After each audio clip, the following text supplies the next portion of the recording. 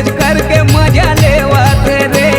फलानी ना miss call देवत हे संतरे गली गली आथे हमर पारा देख के मोला लाइन मारे मोर जवारा मोला काबर बोलावत रे फलानी ना मिस काल देवत रे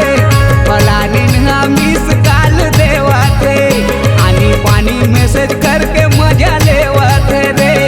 फलानी ना मिस काल देवत